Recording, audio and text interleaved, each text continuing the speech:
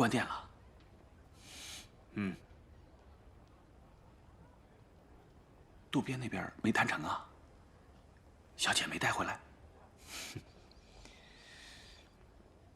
嗯。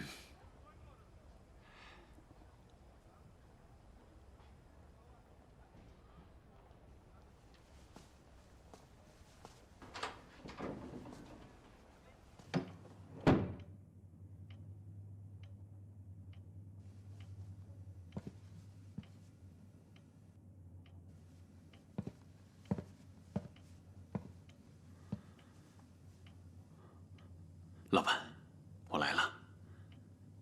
你有什么事要吩咐吗？我刚到渡边那儿去。哦，渡边怎么说？小姐现在怎么样了？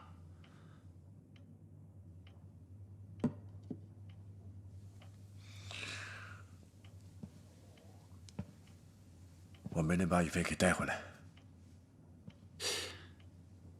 他是不是又提什么条件，故意为难我们呢？渡边开的条件确实让我很为难。那他要什么呢？我们该怎么做，他才肯放小姐回来呀？看来只有拿唐东宁的情报才能把宇飞给换回来。可我们怎么能找到唐宗年的情报呢？这时间这么紧，这一点头绪都没有啊，很难呐。不难，一点都不难。我们还有别的路可以走，还有别的方法。不是还有那把钥匙吗？还有钥匙啊！这把钥匙就可以救宇飞。这把钥匙是唐仲年给宇飞的。我有了这把钥匙，相对于锦堂、韩东林还有渡边来说，我就是掌握了主动权的那个，我才是最有可能成功的那个。即便像现在这么糟糕的情况之下，像现在啊，我还是可以用这把钥匙把宇飞给救出来，是不是？老徐，你对我做了什么？是这把钥匙吗？是吗？老徐啊，你让我看到这把钥匙，它不是希望，它是一场灾难，是一场把宇飞推向绝望的灾难。我这么信任你，你出卖我，老徐。老板，我也是没有办法，我实在是没有办法。什么叫没办法？我给你讲过多少次，这把钥匙的用处有多大？我也跟你说过了，如果拿到了唐东年情报，我们就等于有了护身符，谁敢动我们？没有人敢动我们。但现在呢？现在却因为你的叛变，让我们永远洗不掉叛徒、汉奸、卖国贼的罪名。因为你的叛变，让我们永远无法抬头挺胸做人，你知道吗？老板，你说对了，我们曾经做了叛徒，就永远会是叛徒。你想的太简单了，你以为有了唐宗年的情报，可以给自己洗底，就可以重新做人吗？不可能的，因为我们的命早就不是自己的了。只要跟日本人做过那么一笔交易，就停不下来了。他们也不可能让你停下来。老徐，悬崖勒马，为时不晚，这么简单的道理，难道你都不懂吗？是我不懂，还是你不懂？你看看现在的形势，看看我们目前的处境，还有别的路可走吗？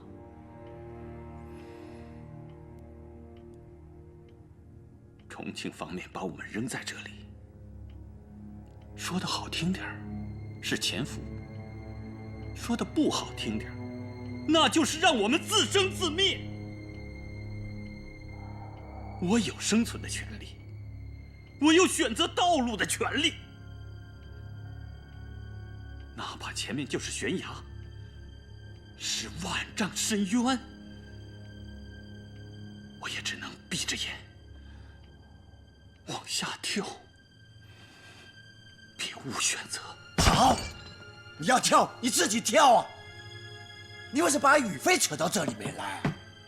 雨飞她是无辜的，她跟这事没有任何关系啊！你要针对我，我没有任何怨言。可是雨飞啊，你不能利用雨飞害雨飞啊！是你自己害了雨飞。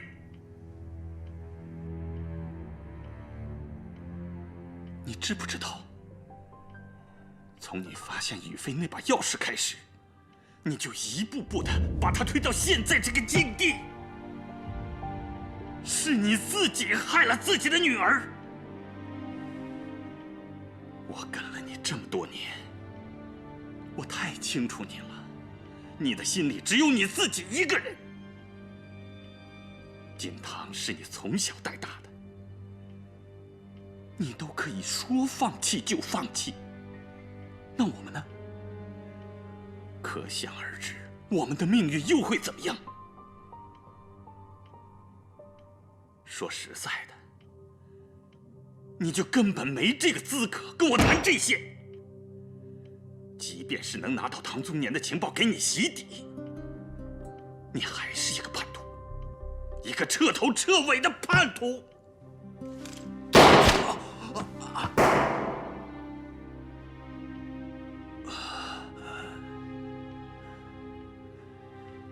我知道，总有一天你会向我开枪的。我绝不是你所杀的第一个自己人。在码头开的那几枪，你都没有迟疑过。今天也不缺我这一个。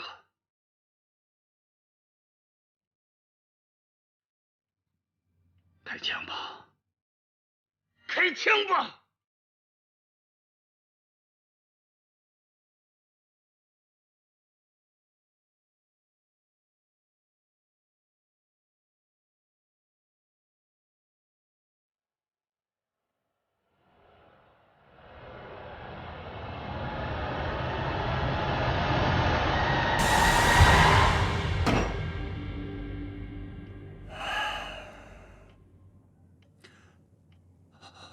老薛，你太让我失望了，真的，太令我失望了。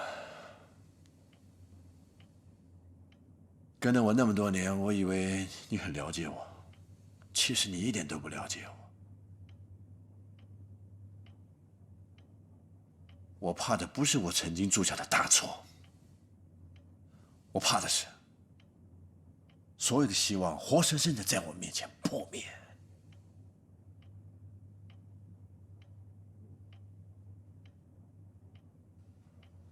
是你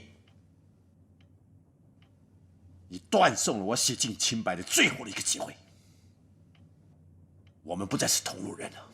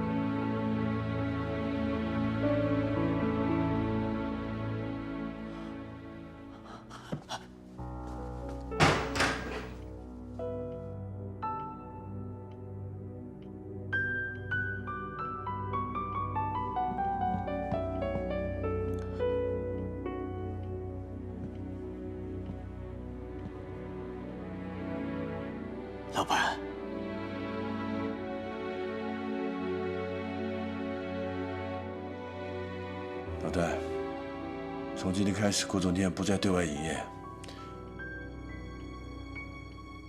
我不再是你老板了。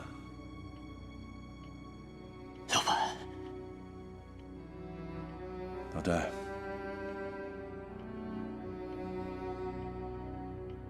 你跟了我那么多年，我感谢你。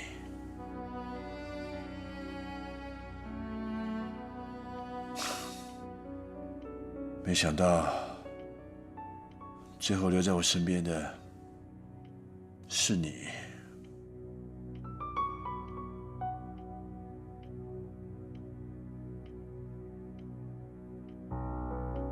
我欠你很多，现在也没办法还。现在你自由了，你可以选择你自己的道路，我不会拦着你。 不，老板，只要您在，您永远是我的老板。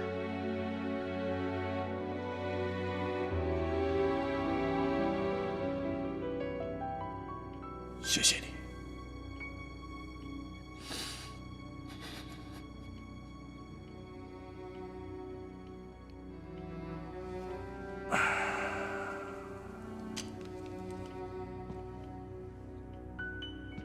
把它清理一下。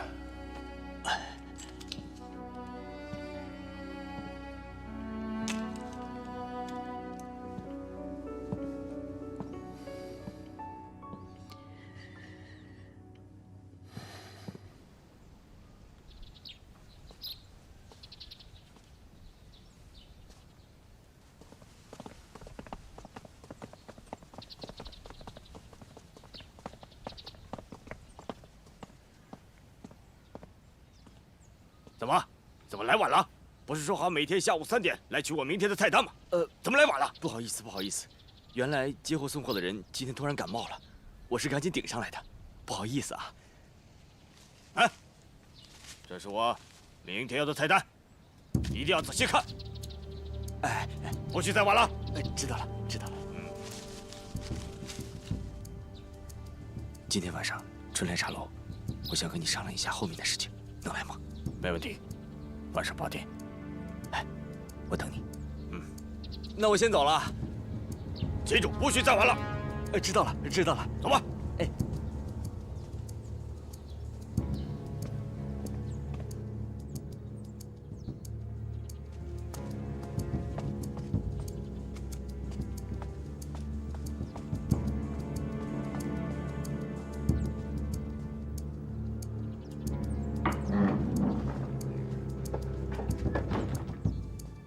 情况怎么样？啊，山口已经把消息传出来了。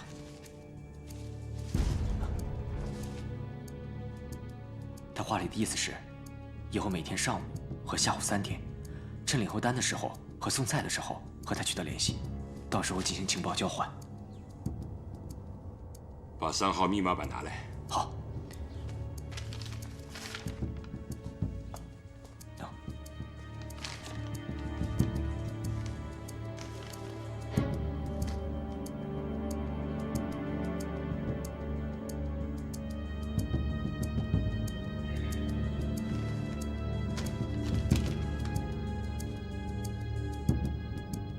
海棠牺牲，陈国奇同志牺牲了。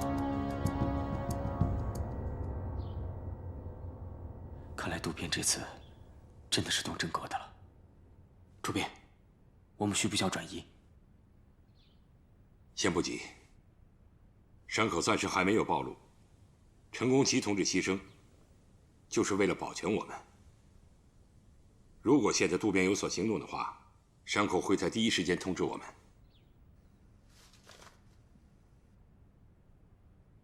宇飞有钥匙，落入渡边手，什么意思？冯宇飞以前没跟你提过这些吗？宇飞从来没跟我说过钥匙的事儿，但是山口既然提到了钥匙，我相信这个消息一定很重要。对，这把钥匙究竟是做什么的？现在很难说，我们只能等山口一点点把消息传出来。 然后慢慢再找答案。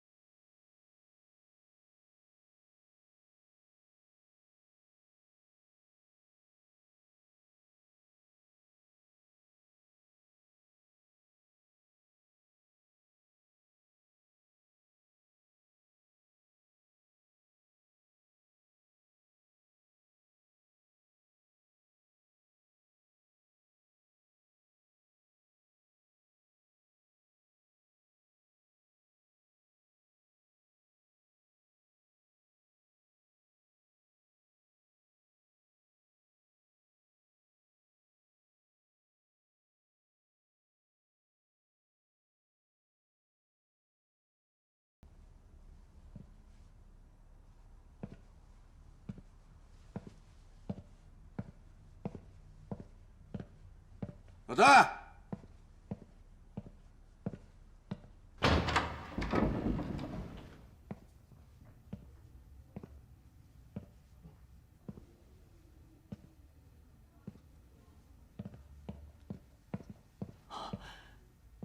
老爷，你有什么事儿？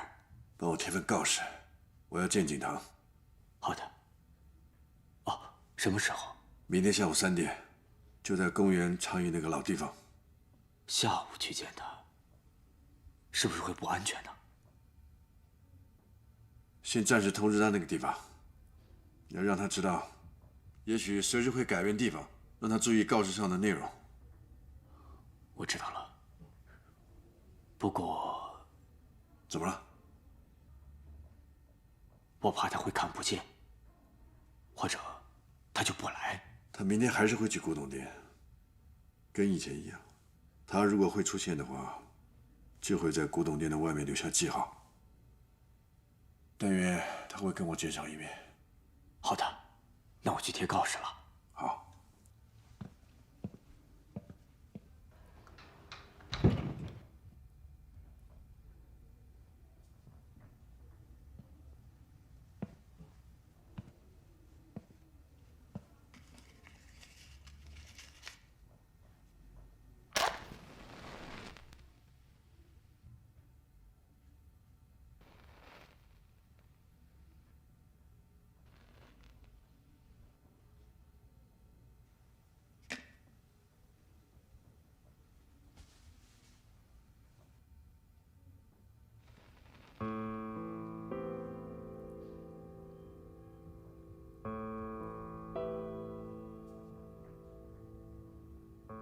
静伟，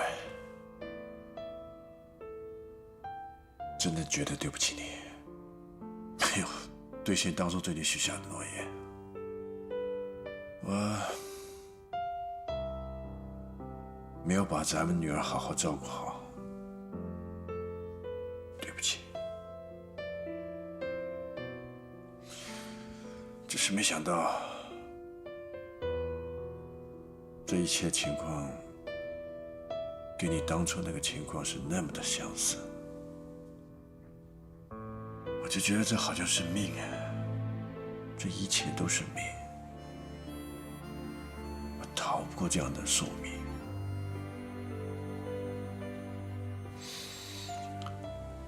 今晚，相信我，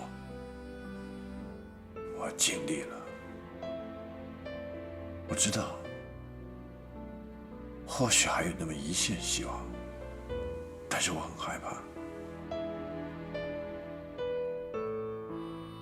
我突然害怕起来了。我不怕死，我也不怕将来会有多少困难摆在我面前，但是我怕的，我怕咱们的女儿雨霏。我不知道将来该如何去面对她。渡边今天打在于飞脸上那一巴掌，也打碎了我这20多年来的坚持。我看到自己父亲的神像，在于飞面前轰然倒塌。真的，我不知道将来该如何去面对他。真的。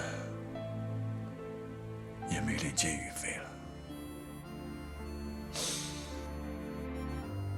不过你放心，你的仇，雨霏的恨，很快就会有一个了结。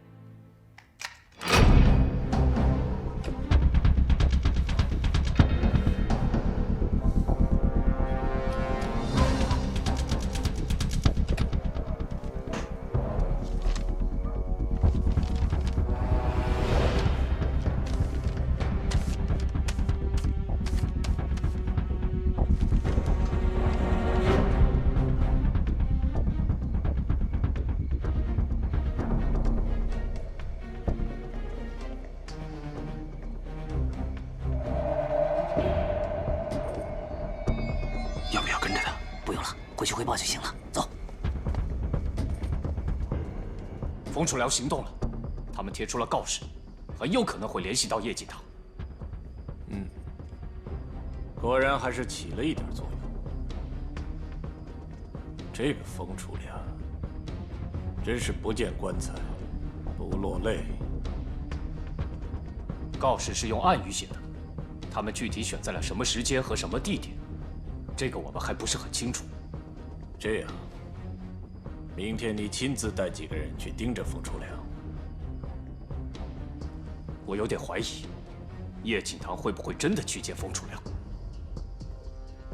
冯楚良这次被逼到这个地步，就算叶锦堂不见冯楚良，冯楚良也会千方百计地找到叶锦堂。况且冯玉飞和亚楠现在都在我们手上，我想叶锦堂应该也需要得到他们的消息，所以他们一定会见面。科长说的有道理。我让你亲自盯着冯楚良，是因为他们这次见面非常重要，而且我们已经很久没能追踪到叶锦堂的下落了。你要亲自给我盯着他，最好能发现他们的藏身之地。放心，我一定会注意的。我们已经和叶锦堂交手那么多次了，你应该知道他没那么好对付，所以一定要多加小心。明白，我一定会完成任务。冯玉飞今天回牢房以后情况怎么样？冯玉飞回到牢房之后，一直没有说过什么话。他可能是知道了冯楚良的事情之后，受了很大的打击。去看看他。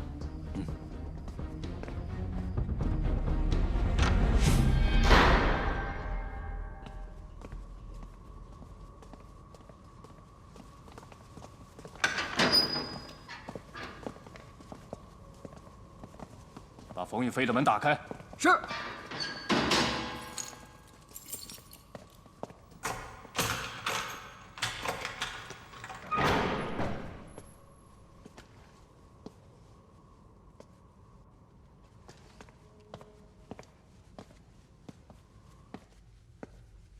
冯小姐，考虑的怎么样？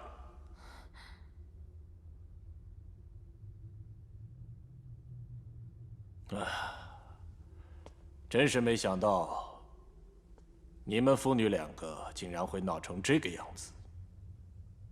作为一个局外人，我想说两句。其实你也应该体谅一下你的父亲。有时候我会想，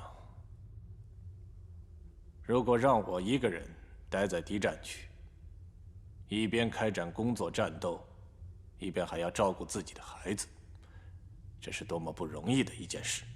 这是我的家事，跟你没有关系。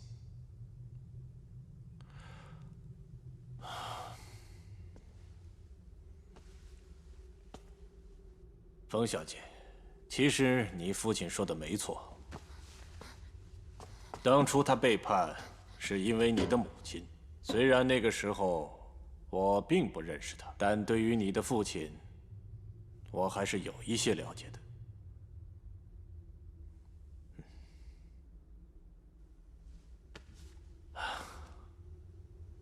其实你应该感谢你的父亲，因为他和我们合作，所以才有你的今天。我今天打你那一巴掌，说实话，也是替你父亲打的。当然了，或许你觉得我有些过分了，但我想说的是，你真的太不了解你的父亲了。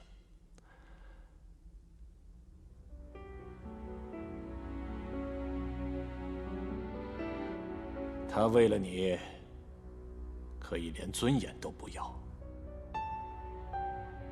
这样的父亲，才是真正爱你的，你知道吗？这样换来的尊严，我死也不要。但他那么做，是为了保全你们这个家。家？你跟我们谈家，不会觉得自己很虚伪吗？你们发动了这场战争，毁了多少原本幸福的家？夫妻分别，儿女离散，这都是拜你们所赐。这一切一直发生在遭受战争创伤的地方。最可怕的是，像我这样的家，我原本还以为有一个疼爱自己的父亲是世界上最幸福的事情。就是因为你们发动了这场战争，让原本至亲的两个人站在了道德和信义的两端，他们现在成了敌人。每一个人看问题的角度不同，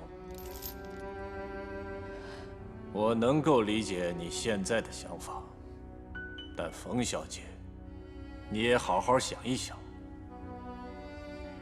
你所获得的一切，哪一样不是你父亲给你的？你不必去计较他的选择是不是正确。抛开这些来说，他是个好父亲，是愿意为你去牺牲的。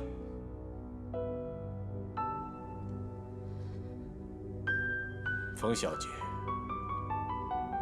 我也有家，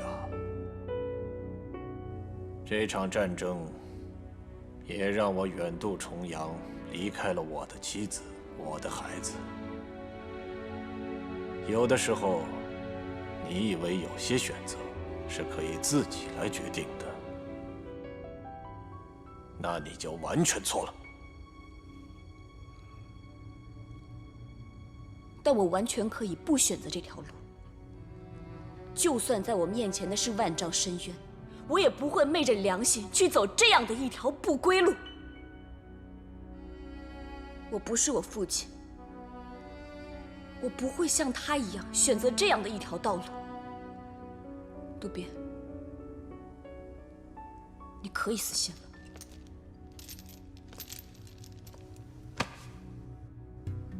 了。唉，好吧，冯小姐，我真的很佩服你的勇气和胆识。我承认，我有点小看你这个女人了。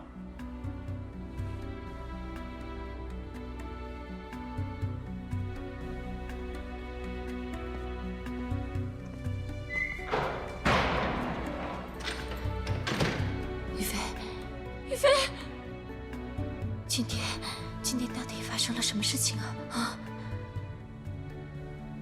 亚楠姐，我真的宁愿这一切什么都没有发生过，我宁愿一直被瞒着，被骗着，我宁愿什么都不知道。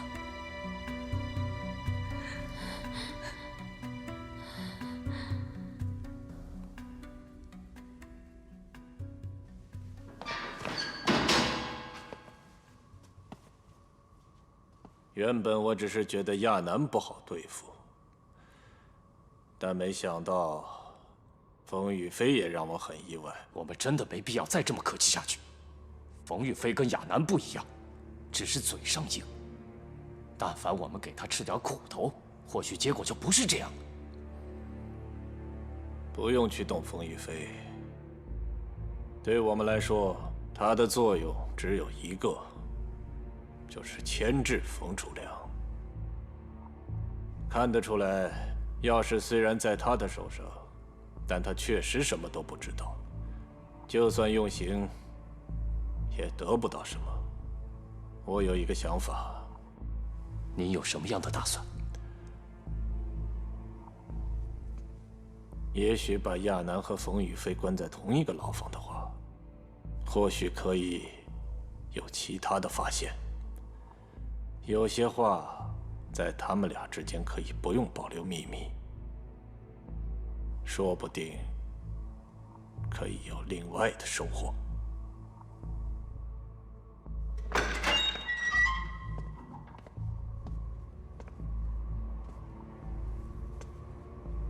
把冯玉飞给我带出来。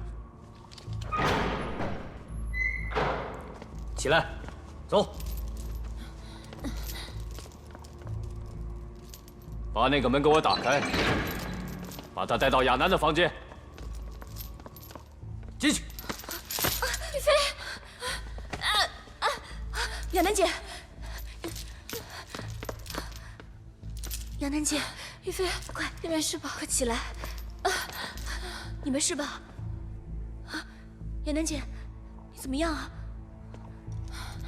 冯宇飞，这几天你就在这照顾亚楠，我们也不会再来麻烦你。你只要等着冯楚良那边把事儿给我们办好，就能平平安安的回家。但我得提醒你，千万别给我惹麻烦，否则冯楚良那边再怎么求我们，你们也不可能再有见面的机会，懂吗？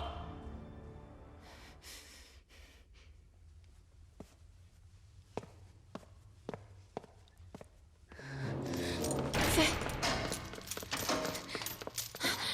你告诉他，我没有这个父亲，让他以后都不要再来见我了。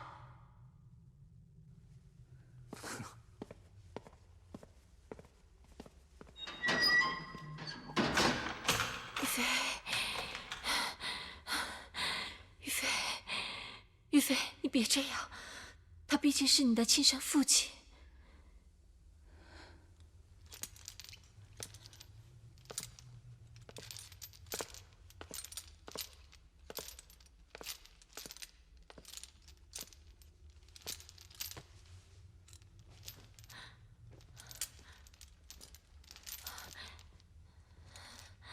对不起，袁南姐。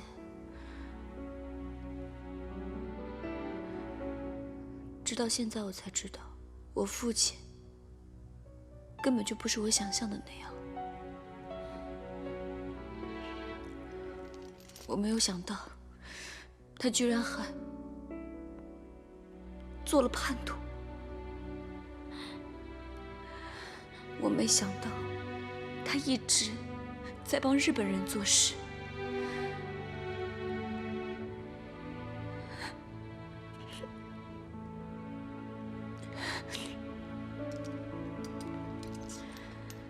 我现在回想起来，好多事情就都有了答案。于飞，我知道，现在让你接受这样的事实，对你来说真的很残忍。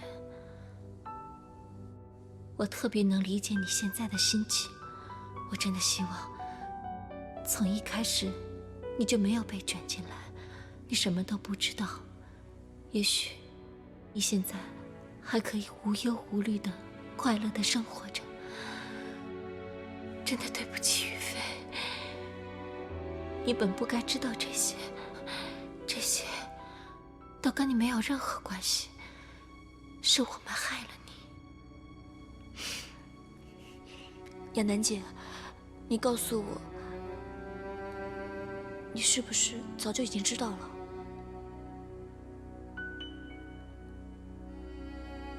你们是不是都已经早就知道这件事情了？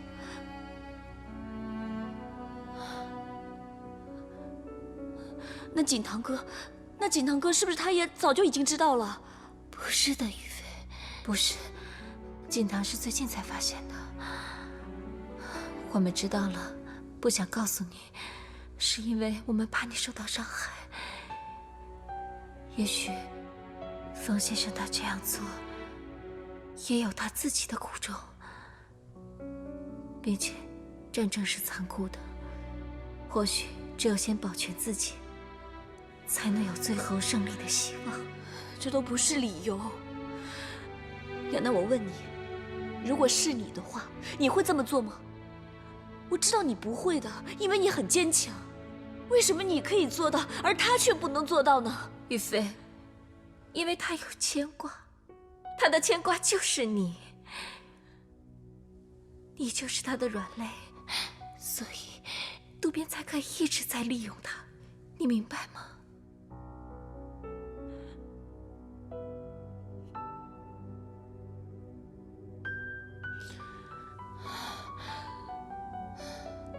看来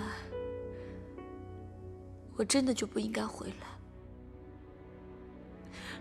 我回来就是一个错误。于飞，别说傻话了，说真的，我认识你真的很高兴，因为原本我认为你只是一个千金大小姐，什么都不会做。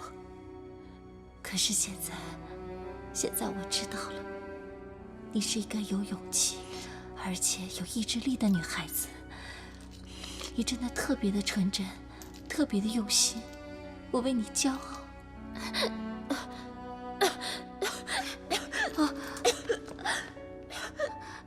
杨楠姐，你没事吧？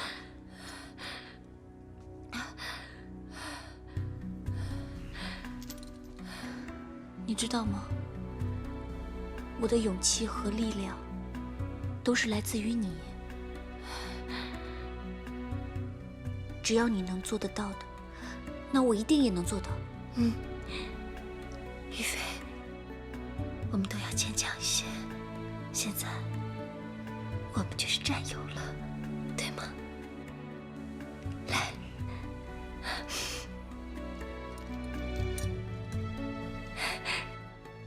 安姐，你没事吧？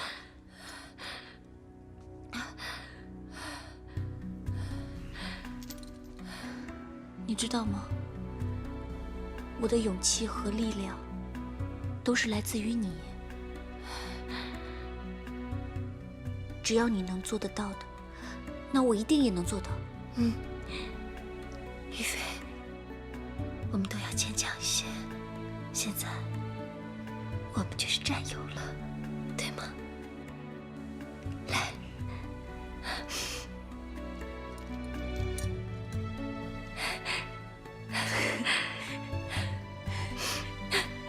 真高兴听你这么说。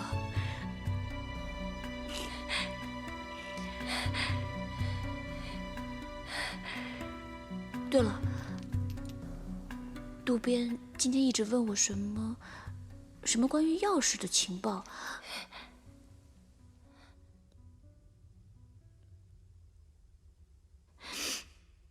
于飞，渡边今天问你钥匙的情报，到底怎么问的你？他问我，就是问我知不知道什么钥匙和情报，可是我什么都不知道啊。但我就听他说什么唐宗年保险柜之类的，这个钥匙真的那么重要啊？是，这个情报和唐宗年的情报有密切的关系。你再想想，唐宗年当时给你钥匙的时候，有没有再说些其他的什么话？他只是把钥匙交给我保管，当时他想跟我说点别的，可惜我没有听清楚。那你再想想，他是从哪里拿出这把钥匙的？从他的皮包。皮包？是一直他随身携带的那个皮包吗？对。于飞，今天下午渡边和你父亲他们交谈的时候，你有没有听到过什么这把钥匙和什么保险柜有关系？渡边好像说是什么银行的保险柜。银行的保险柜？对。银行保险柜，我明白了。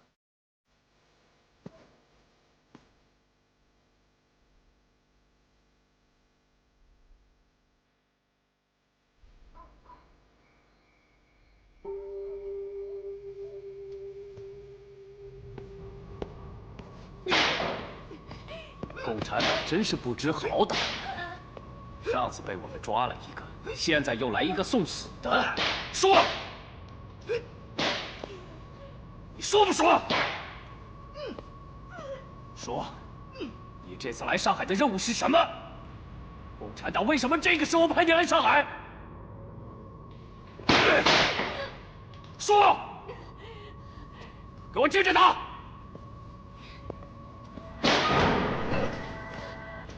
秦义军，山口，我正好有事找你。哦，有什么事请讲。刚刚抓了一个共产党，你去安排下牢房。哎，又抓了一个共产党，他是你亚楠的同党吗？这个不是上海的地下党，是共产党浙东情报处的。哎，你就把他安排在亚楠隔壁的牢房里。好的，记住，这个人对我们很重要，一定要把他盯死。您放心吧。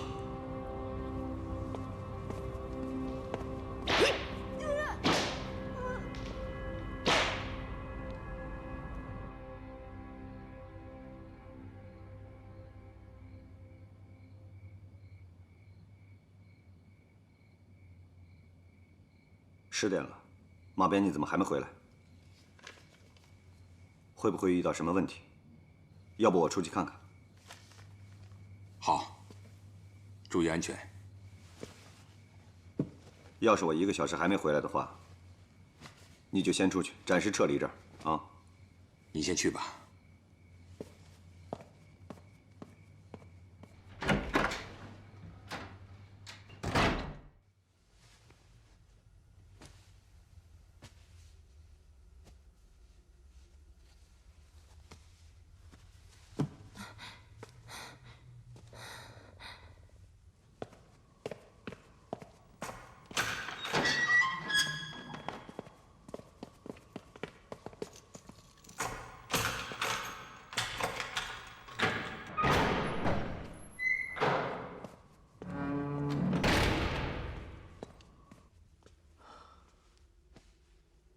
怎么这么快就把情报送出去了？还是他们有新计划？我今晚没能出去。怎么了？发生什么事情了？今夜又抓了一个共产党。又抓了一个？难道我们的据点被人发现了？应该不会。据说是从浙东来上海的，估计是来联系你们的。浙东？他叫什么名字？叫李雪琴。李雪琴。我印象中没有这个人。现在钱也正在审讯他，所以具体还不清楚。但是我今天肯定见不上马编辑了，最快要到明天早晨。明天早上一定要把情报送出去，我们一定要赶在图片前面。知道了。哦，对了，那个李雪琴的牢房啊，就在隔壁，我们是不是找时间和机会跟他联络联络？不。李雪琴由我一个人来联络，看看她到底是什么情况。你的身份特殊，在这个时候你不可以暴露。还有，我们平时要尽少的交流，以防万一。我也是这么想啊，确实，现在处在一个特殊的时期，一切都还是谨慎一些为好。哦，你的身体怎么样了？还能扛得住吗？我没事。告诉主编他们不要管我，因为现在我这样的身体情况，就算他们救我，我也出不去。一定要先拿到情报，唐宗年的情报才是最重要的。拜托你了。好。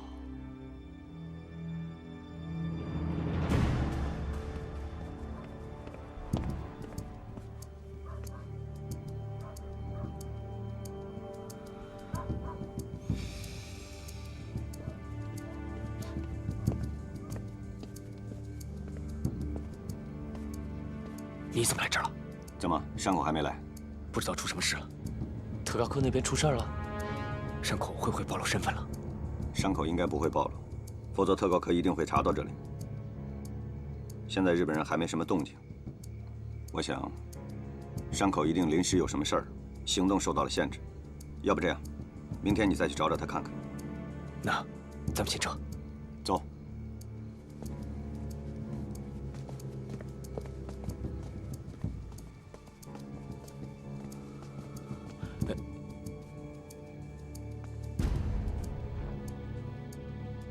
怎么了？这是我跟冯楚良的联络方式。冯楚良在找我，他想让我跟他见面。你怎么知道？我们一直都是这么联系。什么时候？明天。明天？那你跟他见面吗？走。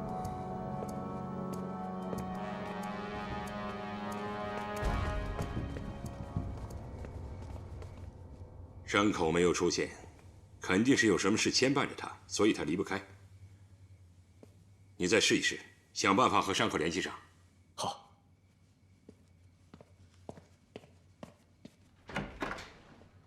冯楚良今天联系过我，约我明天下午跟他见面。冯楚良约你见面，一定是为了冯雨飞。或许他试过各种方法，但都没成功，所以才试着联系我。渡边是想利用冯雨飞，逼着冯楚良把你给引出来。这次见面，肯定是渡边设的圈套。我想从安全角度考虑，还是不见为好。可是亚楠和雨飞现在都在渡边手上，只有冯楚良跟渡边接触过，他最了解里面的情况。或许能从他那儿得到更多的消息。我想，这个时候我还是应该去见见他。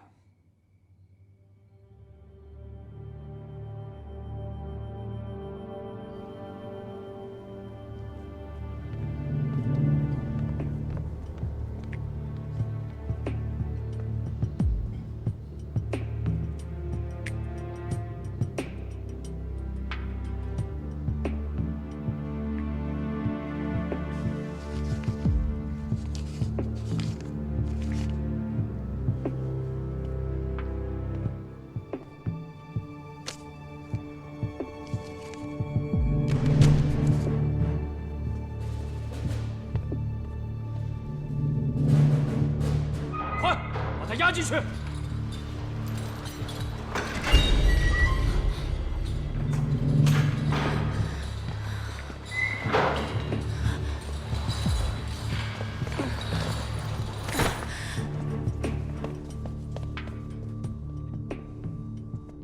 是不是又有人被抓进来了？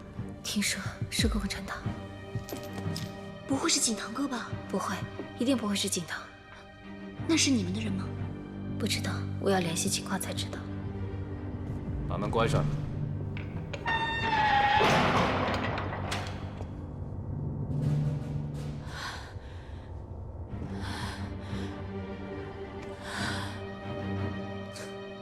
你们共产党一个个的骨头都挺硬了，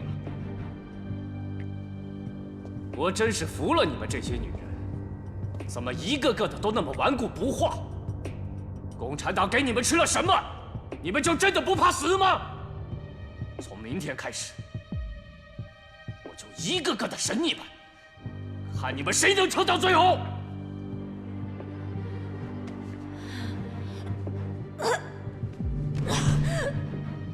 报告，李雪琴好像有点不行了。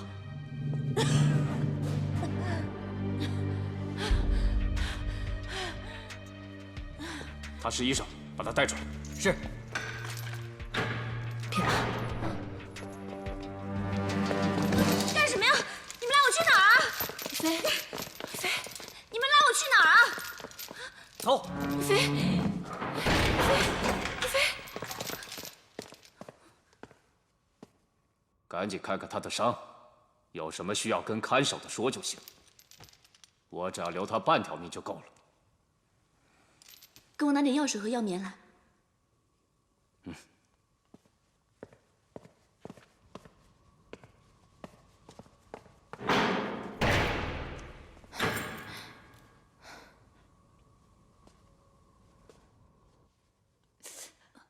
忍着点啊。谢谢。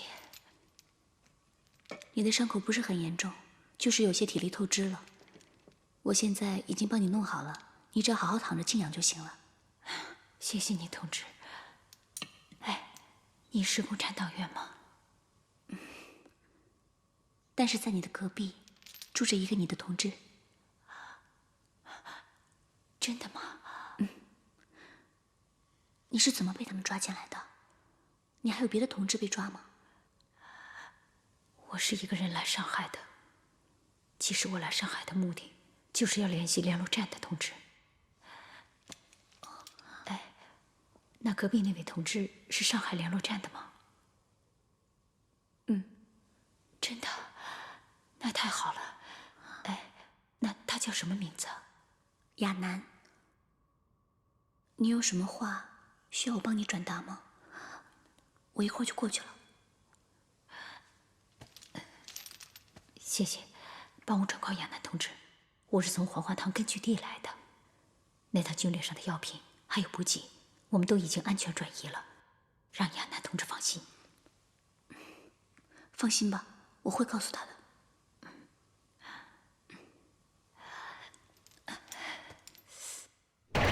于飞，亚楠，隔壁的那个人怎么样？他伤的不是很严重。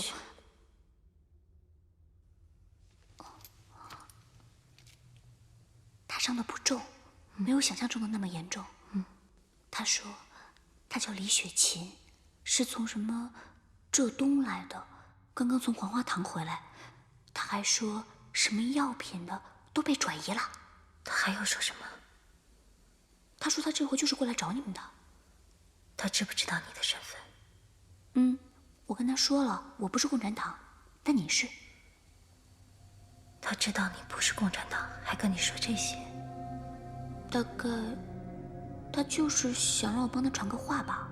不对，这违反了我们的情报纪律。于飞，我不确定他一定是我们的人。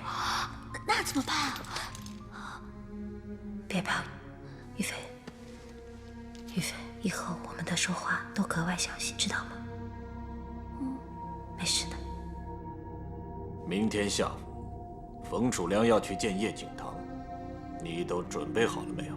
我这次挑了几个最优秀的人，绝对不会再让叶景堂逃脱了。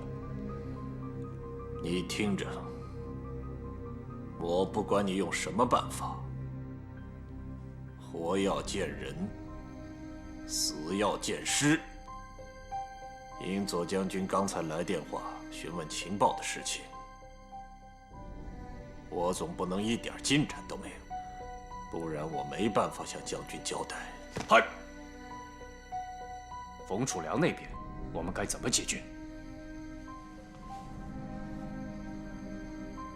不管叶景堂你是抓活的还是直接击毙，得手之后，冯楚良对我来说就完全没有了价值，留着根本没用。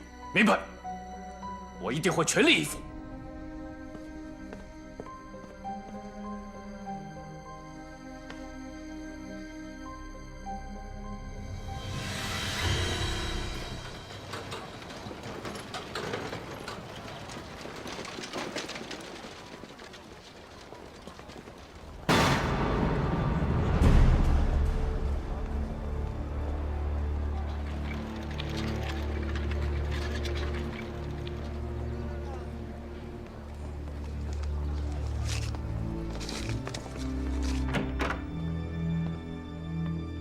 我今天一早来，看见锦堂留下的记号，这就证明他今天一定会跟您见面。好，下午就跟锦堂见面，那你就待在店里了。老徐的事办得怎么样了？已经办好了。多烧点纸钱给他，毕竟他跟了我那么多年。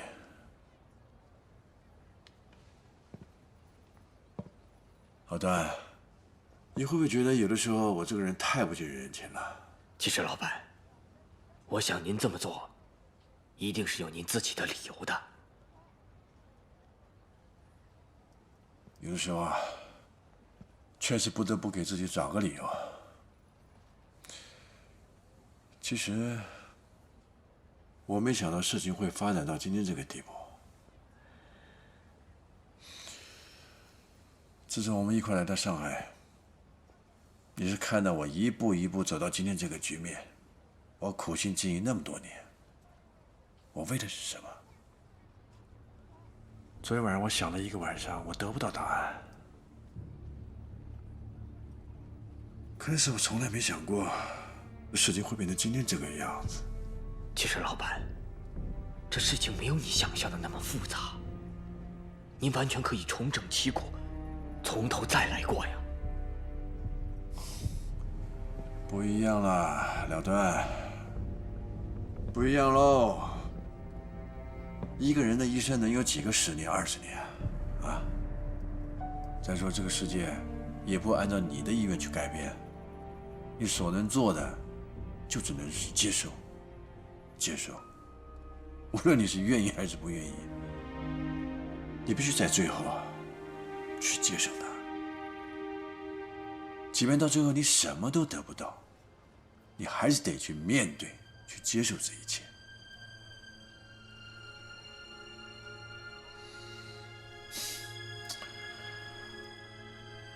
我发现我明白的太晚了，太晚了。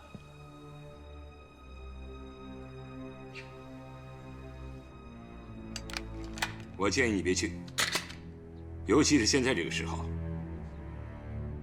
就因为现在是这种状况，所以我更要去见他。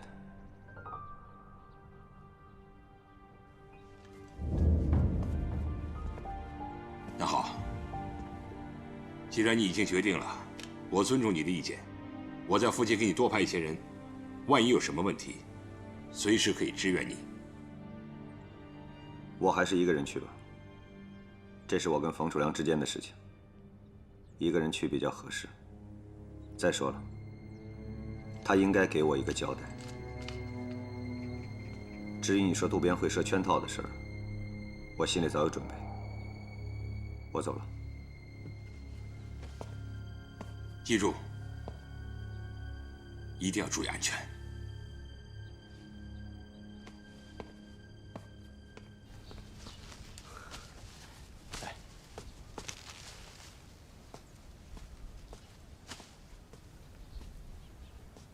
昨天晚上怎么没有来呀？出了点意外，前夜又抓了个人。亚楠同志让我通知你们，那把钥匙和银行的保险柜有关，看能不能不通过那把钥匙也能拿到东西。好，我会传达的。另外，你们打算怎么营救他俩出逃高科？啊，哎呦，谢谢啊，谢谢。主编正在想办法，你告诉亚楠，也许今天就能有方案，让他做好准备。好的。需要我配合的话，就联系我。好。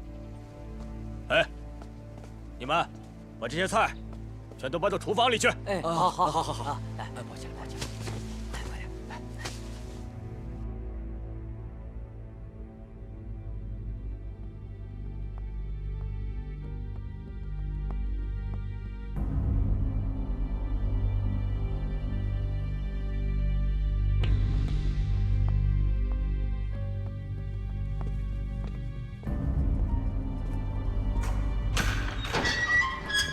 开门。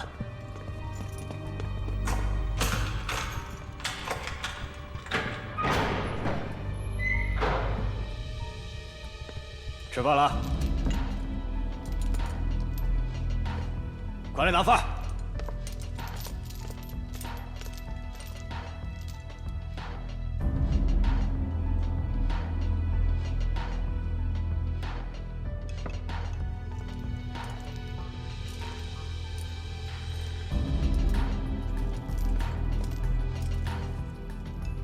别磨蹭，快点吃，我还有别的事要干呢。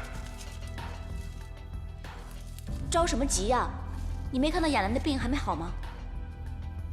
我没事，我们吃就是了。都被抓进来了还不老实，也不看看这是什么地方，看以后怎么收拾他们。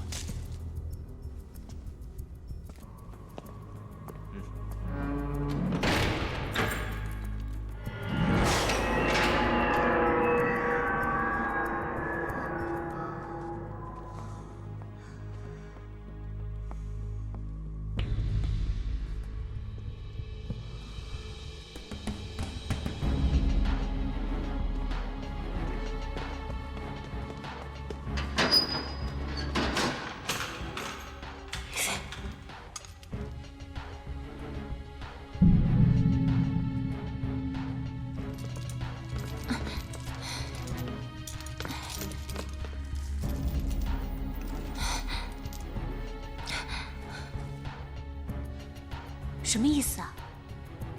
情报一搜出，今天晚上韩主编会来救我们。真的？是，太好了。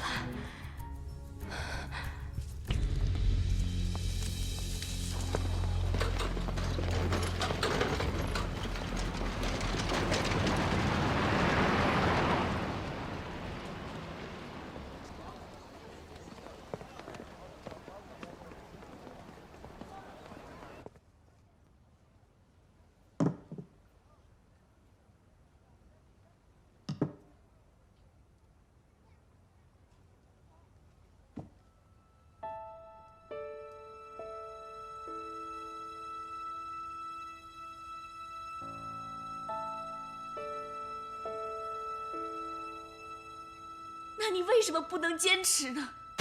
你明明知道是错的，你为什么还要那么去做呢？刚刚渡边打我的时候，我不觉得疼，因为我恨他。可是当我知道你是一个叛徒，你是一个汉奸的时候，我就像我的心脏被人扔到了地上，狠狠地踩了一脚。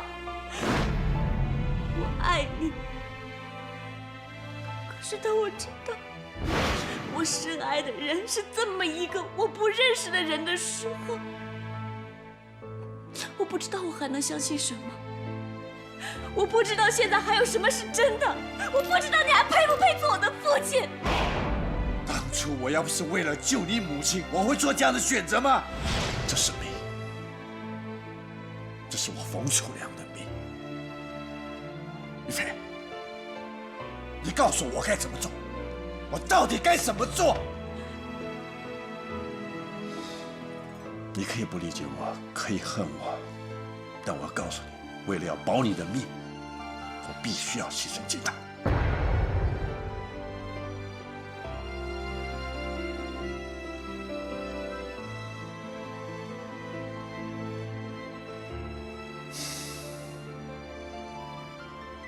原来多么幸福的一家人啊！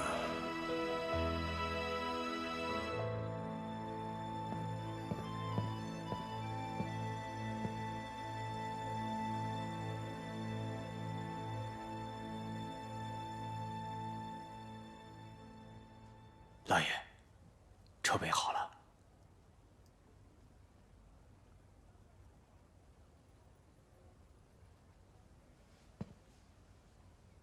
老戴啊，不用送我了，我自个儿去。那您自己要小心啊。放心，有锦囊在，放心。爹，交给你了。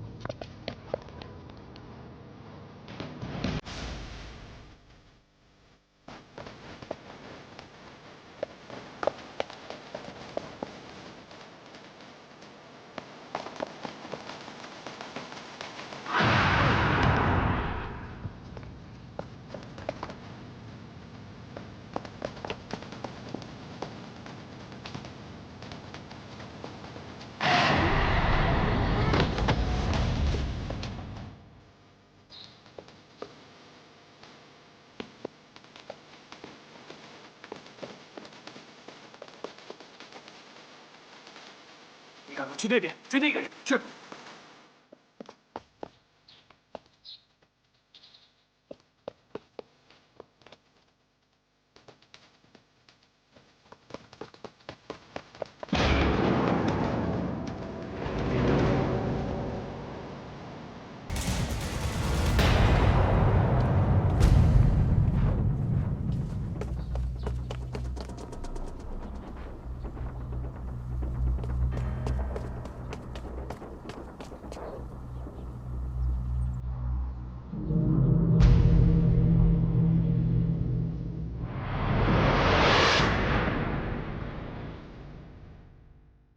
叶锦堂，你终于出现了。我等这天已经很久了。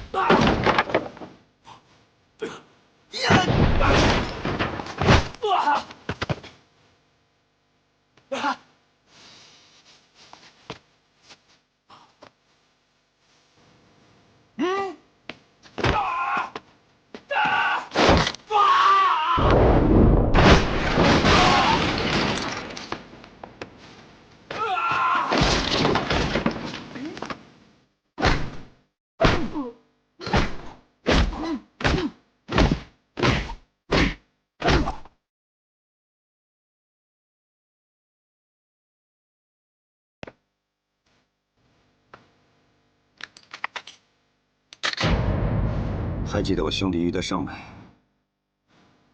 是他让我送你这一枪。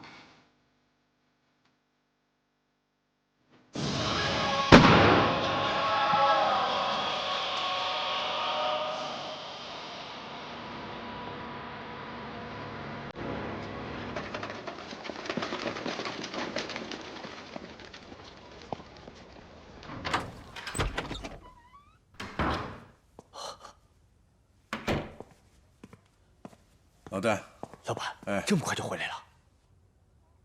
待会儿景天会来，让他到楼上办公室找我。我跟景堂谈事的时候，把门锁起来，别让任何人进来。知道了。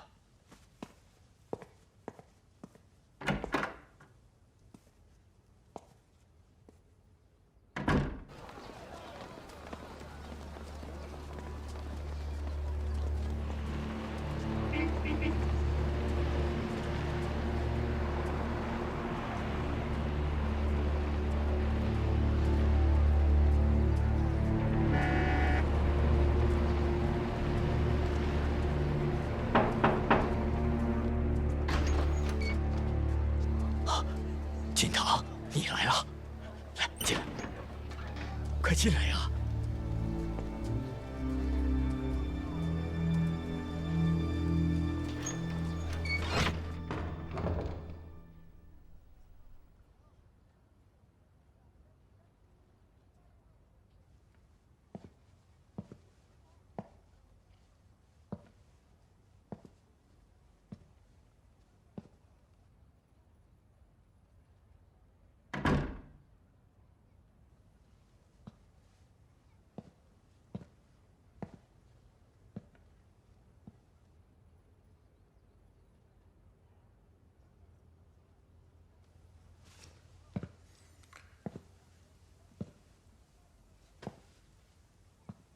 终于看见我了。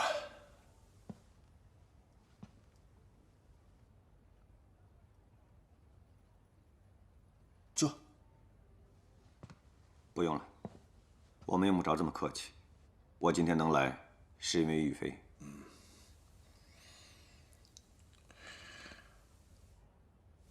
锦堂，能告诉我，这我们俩之间到底出了什么问题？有什么不明白的，你要离我而去。我想，这个不应该由我来告诉你。你在码头所做的一切，我全看到。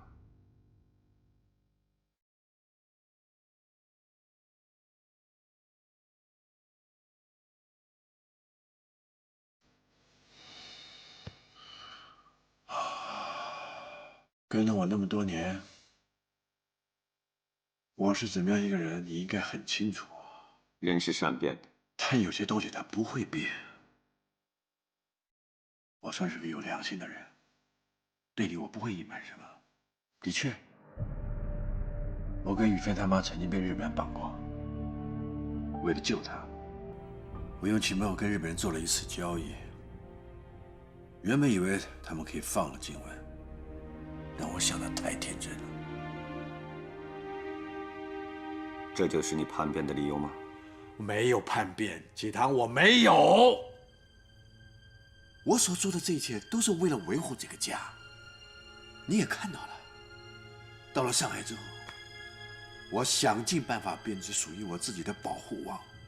我所做的一切，我目的很简单，我只是想保护雨飞，保护我们这个家。为此，我可以不惜任何代价。但我没想到，我苦心经营的这一切，竟然在如此短的时间内就分崩离析。这个代价真的太大了，金堂，你要相信我。相信你？你想过吗？当我在码头上看到你把自己人打死的时候，我是什么感受？我曾经那么尊重的一个人，我曾经深深信任的一个人，竟然是一个魔鬼。我不会把我的灵魂交给一个魔鬼，更不会让我自己变成一个魔鬼。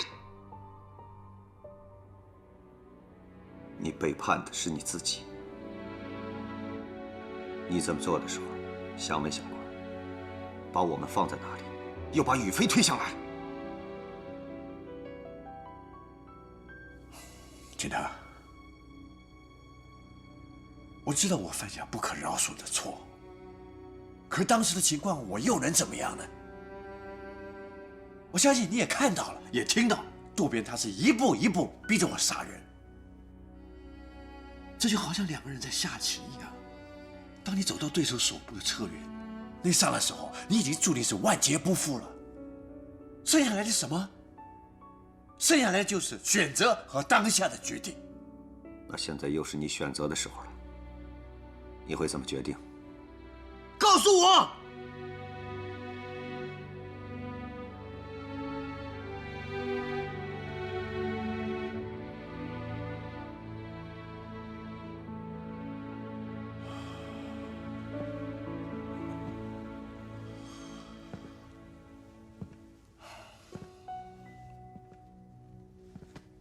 金堂，我这辈子从来没有感受到这么深切的孤独，那么无助。雨飞啊，雨飞，她是我最后的希望，我不能没有她。虽然渡边有告诉她我是个叛徒，但我想，如果她能回到我身边，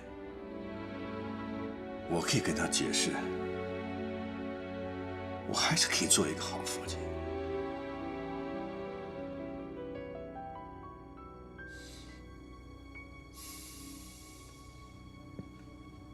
所以我答应渡边用你来换雨飞。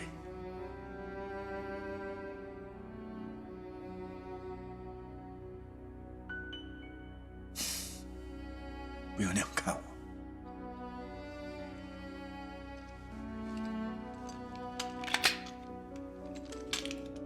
你可以不答应，